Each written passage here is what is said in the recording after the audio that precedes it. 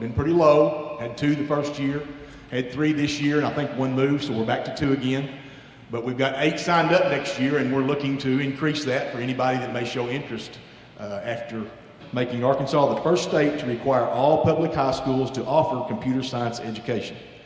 Now in his 3rd year in office, Governor Hutchinson continues to encourage young people to study computer science, in part through Coding Tour and the governor's all-state coding competition. So please welcome our governor, Mr. Asa Hutchinson.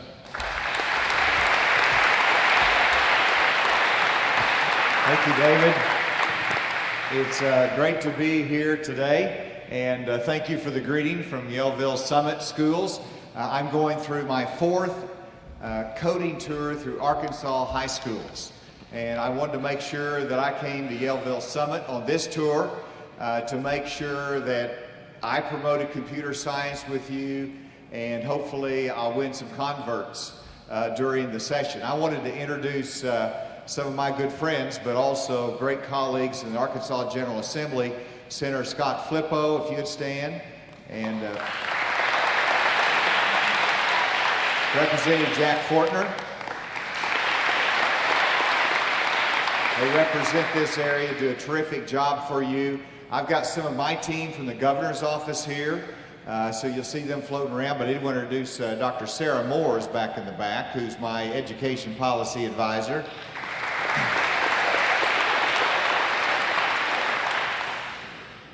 I came from a small school, a town of about 1,000. I lived out in the country. My dad and mom had a high school education.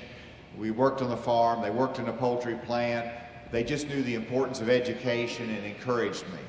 And through education, it's given me some real opportunities in life that we've never had before.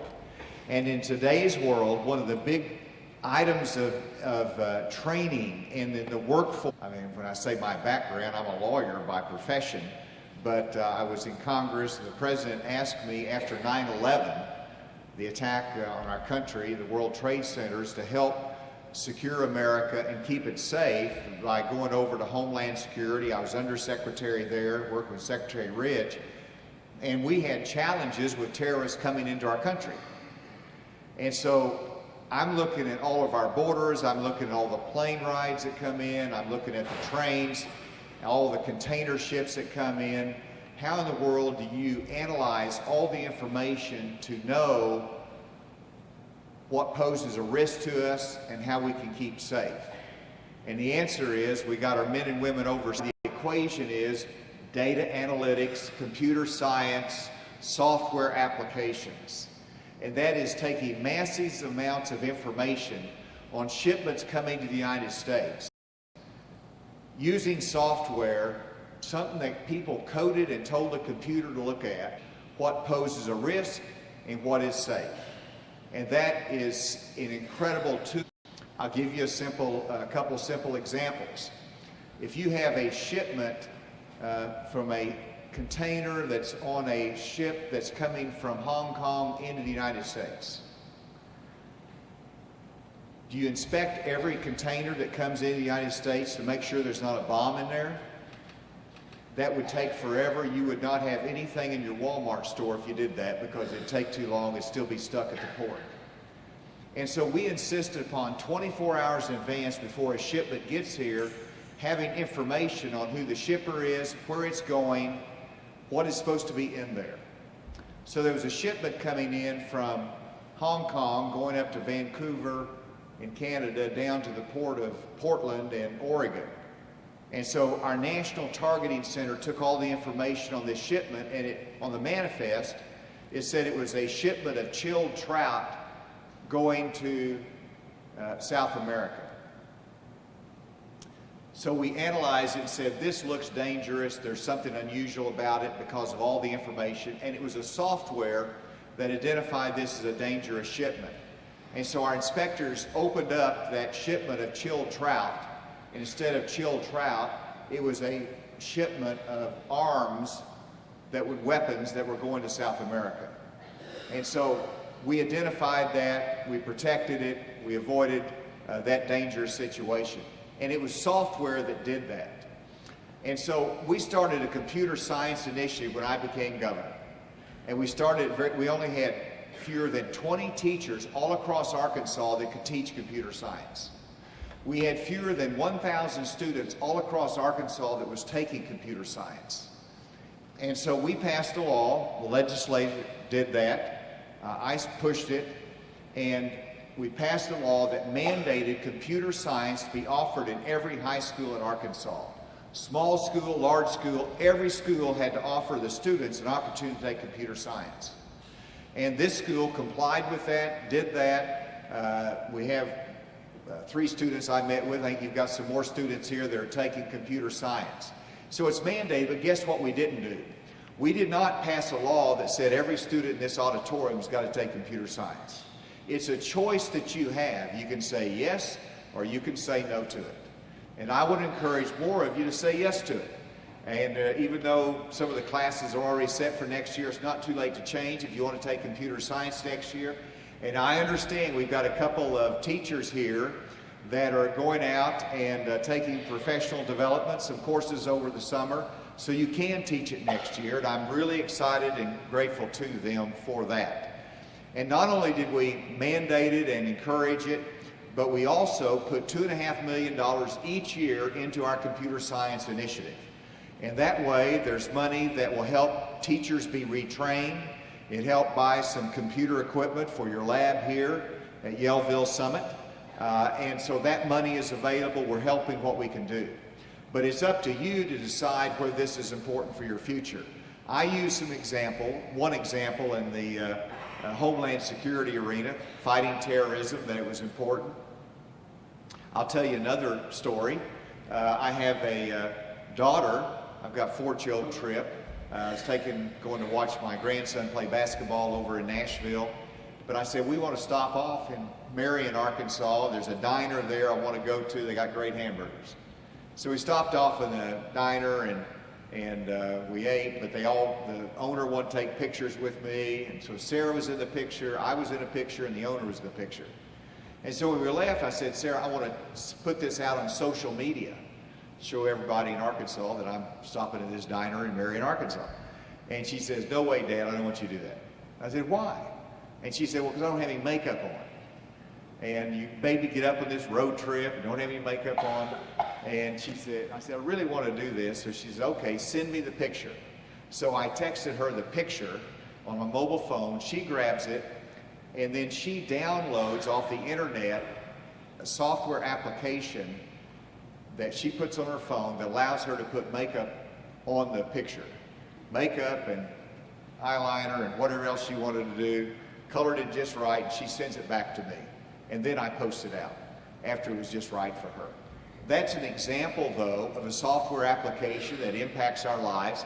Who developed that software application? Somebody just like you that was learned a little bit of computer science and coding and started thinking about what do people need in life? What will make their life more interesting and better and more fun? And so somebody developed that app. And do you think they made a little bit of money on that? Hopefully they did, because you pay for it. And so you make money on it, and that's how the world works. But I want to show you a video, and then I'll come back here and talk a little bit. But this video I want to show you talks about job opportunities for you in the computer science and tech field, not in California, not in New York, or not in Texas, but right here in Arkansas. Everything that you're going to see in this is Arkansas.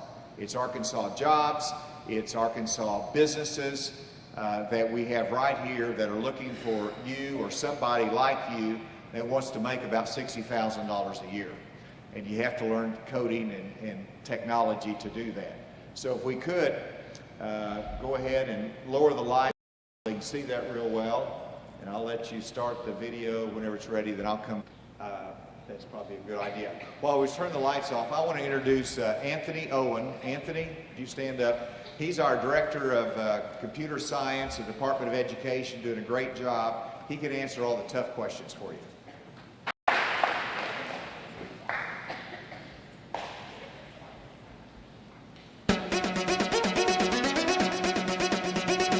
Coding is what makes all the gadgets and the apps that we use work.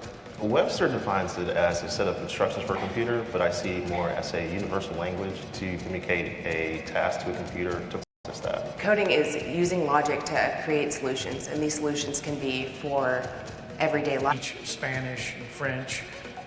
It's how you speak to computers. One of the things that maybe people aren't aware of is that software is impacting everything in our lives. Because nowadays it's all about technology. You cannot get away without it. At some point, that's going to break. And so you'll always know that there's going to be problems to solve, and there's always going to be some eyes either light up or they feel intimidated. And at the end of the day, it's really just like mathematics, just a few additions, multiplications, and subtraction. I think that there's something about the work environment in a software company that's different than maybe the rest of the corporate world. We have to compete with the Facebooks and the Googles and the Amazons for talent. Part of the culture of programming is the fun. Our work culture here at JB Hunt is a lot of fun, which is something that people may not expect in a large company. We have an open environment that encourages collaboration amongst our teams. We have outdoor picnic tables. We play ping pong whenever there's high stress moments, which kind of brings the level down. If you're in a coding job, that is one of the first places that I know of that you can dress as casually as you like. We have a real casual environment. You can see no one's in a suit and tie here, so just kind of come as you are. Every now and then we'll have some Nerf wars in the office to blow off some steam. And it's the cookouts and the burgers and the hot dogs and the things that we try to do on a weekly, if not daily basis that makes it fun to come to work. It's not even like work. You're just coming out to hang out with your friends.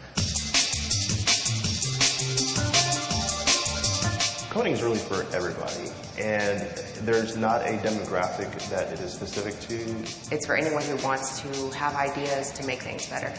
Innovation comes in different ways. And I think different perspectives, different point of views are only going to help with innovation.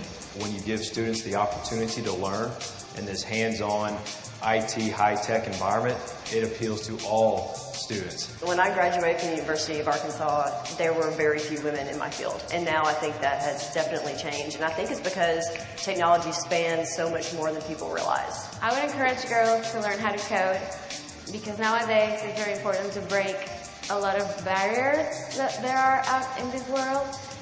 Do not be afraid of the industry itself. It's a very exciting, fast-moving industry and with a lot of potential. I would study in the computer science IT field because 1, opportunities, 2, opportunities, and 3, opportunities. We are actually creating the future.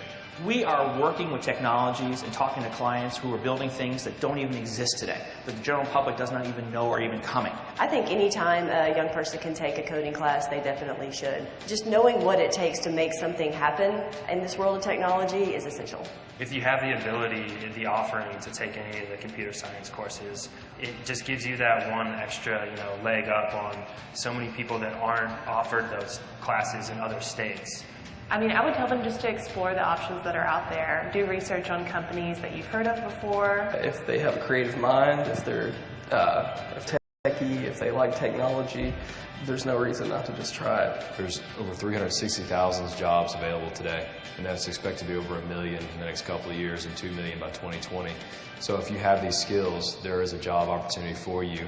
With all the growth in the state of Arkansas, there's a lot of job opportunities right here in your home state. What we're doing is creating intrigue and excitement around coding, and those are the people that we want to hire.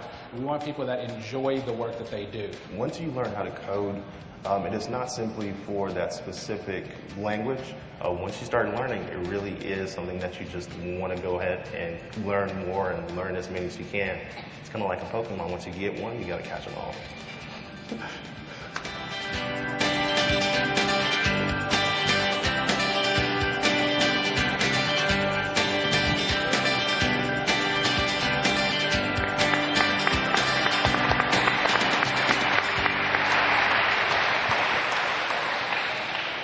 We just have a few minutes. I want to end by saying that there are no limits for students at Yellville-Summit. If you have access to high-speed internet, you have the ability to code, you can work here for any major company in the world and live right here. That's our mobile society. That is exciting to me. there are absolutely no limits, and that's what they're trying to say there. Now, you might go into 100 different fields, and that's terrific, and that's fine, but whatever field you go into of study, coding is a little part of it, and it'll make you better, and it'll give you greater opportunity. I saw one person that was taking computer science. I said, why are you taking it? And one person says, well, I want to major in college. And I asked another one, why are you taking it? And they said, well, I want to be a hair designer, but I want to be able to build my own website. And so it's a handy for anybody. So let me ask you this question. Does anybody think you might be interested in taking computer science at some point while you're in high school? All right. I like that. So, David, you see that, and our teachers see that. That creates the demand here, so get ready for it, and I'll get ready for your success. I'll make one commitment to you. You study computer coding, you understand this, you will have a good job waiting for you when you get done. Thank you all for letting me be with you today.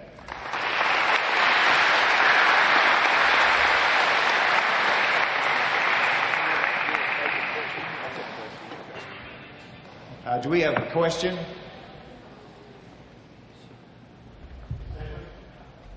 What kind of education do you have to be a coder? Great question. You could learn coding on your own. You could learn different languages in code, and you could get out of high school and you could get certified by one of the academies, and you could just go immediately to work and you don't have to go to college. Bill Gates dropped out of college and created Microsoft.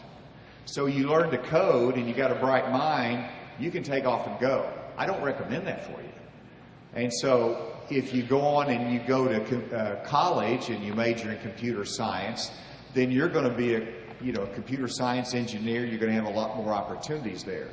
And so, you could literally make a very good living. If you're a good coder, they don't care whether you went to college or not. They want your ability to do code. And so there's opportunities there. So a lot of different levels. Go to college. All right, one more question, and then we're going to have to, one more question. Right back here. How old do you have to be to start? Your age. And actually, it's a great question because I went yesterday, I was in Russellville, and they had kindergartners telling me what coding was. Because one of our standards, we're starting to put in K through 8, the lower grades, some background on coding, computer science, just so they'll understand the concept. We bought Learning Blade for the middle school, so you can start doing some coding on Learning Blade. Have y'all ever heard of Learning Blade? Yeah, okay, y'all have. So you've got access to that, and so we're starting it very young. I started it in the high school level, but now we're going back in the grade school level, some principles of computer science, but you can start it at any age. My granddaughter was 11 years old and learned enough coding to write a campaign app for me. That's really what inspired all this initiative.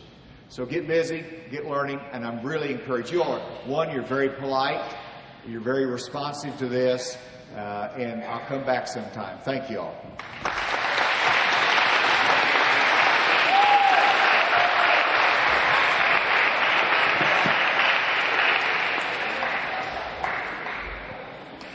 Okay. First thing I need to do is Tyler Cheney. Where you at, Tyler? You need to go check out high school office.